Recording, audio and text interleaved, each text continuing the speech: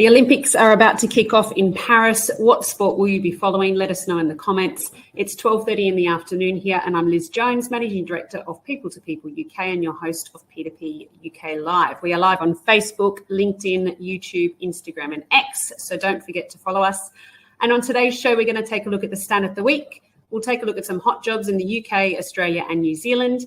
Are you unsure how to address career gaps in your CV? This week, we're joined by Senior Consultant Maddy Laing, who's going to discuss the importance of being transparent whilst addressing your career gaps throughout your job search and how to focus on highlighting your strengths to potential employers. And then we'll take a look at the social media poll results. But first, let's take a look at the stat of the week.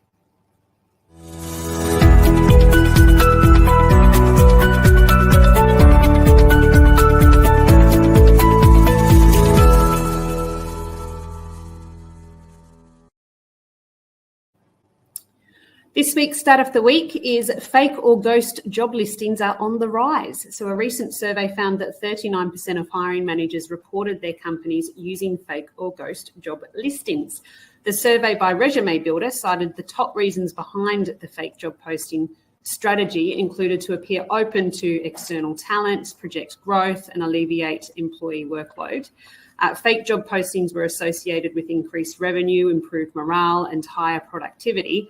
However, only 39% of applicants for fake job ads were always contacted, whilst 45% were only sometimes contacted. And that is it for the stat of the week.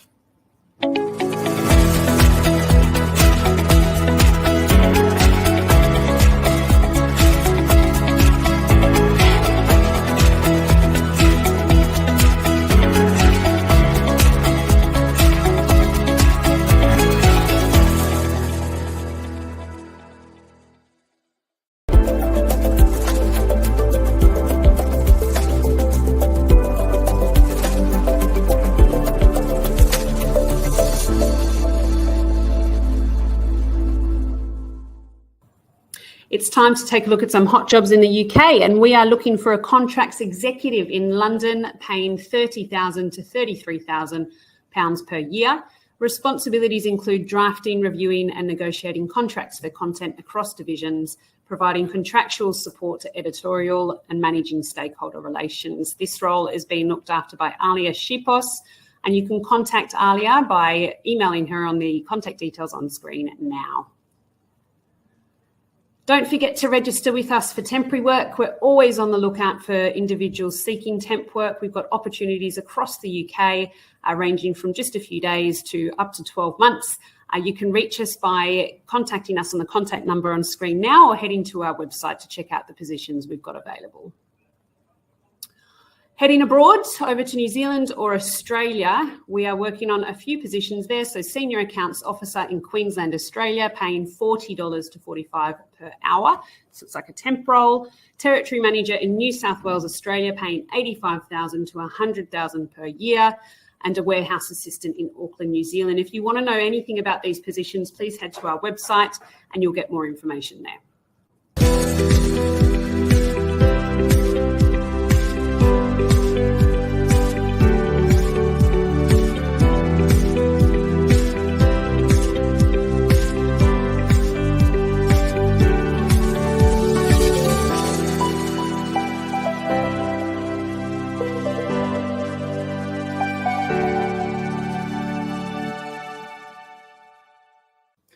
We're now joined by Senior Consultant Maddy Laing. Welcome to the show, Maddy.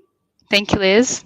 Now, Maddy, as we're interviewing many candidates, one common question we get asked is, how can you explain gaps in your CV or employment history? So can you share your perspective on gaps in employment history?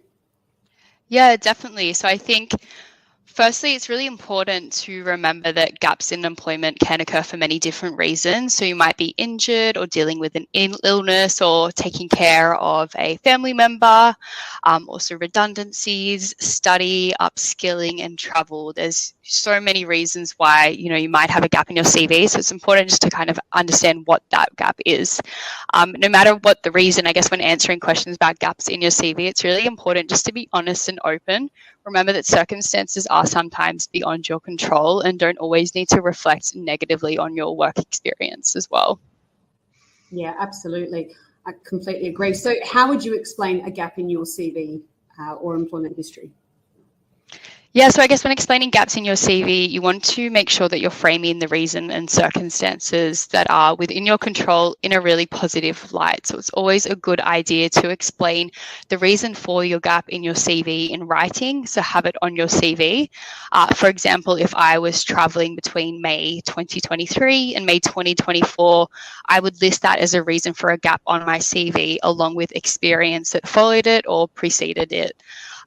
Clearly listing these gaps in writing can definitely just dispel some of the negative preconceived ideas about gaps in your CV and why you may not be working and not having to have that conversation straight away.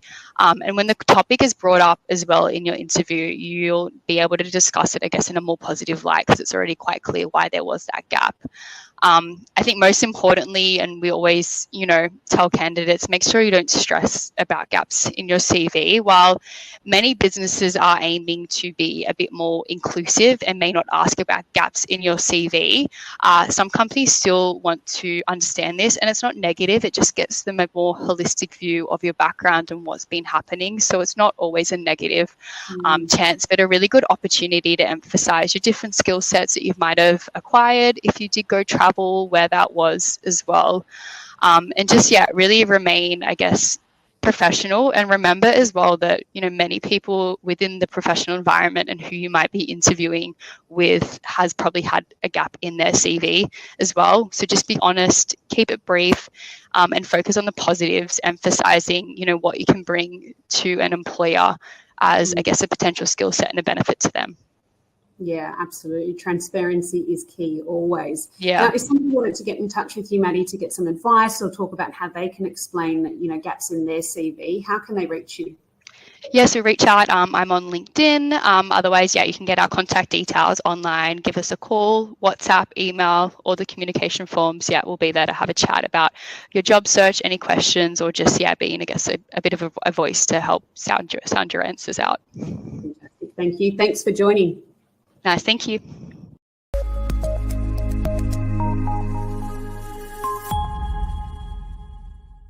It is time to take a look at the social media poll results. So last week we had, has an employer rehired you after previously resigning from the company? Yes, I have. No, I haven't. Actually got 75% of you said. If you want to get involved in this week's poll, how often are you contacted by your employer outside of work hours? Not at all, 1 to 2 times a week or 3 times plus. I'm interested in seeing this one. That is it for P2P Live this week. Thank you for joining. We'll see you next week, 12:30 Friday.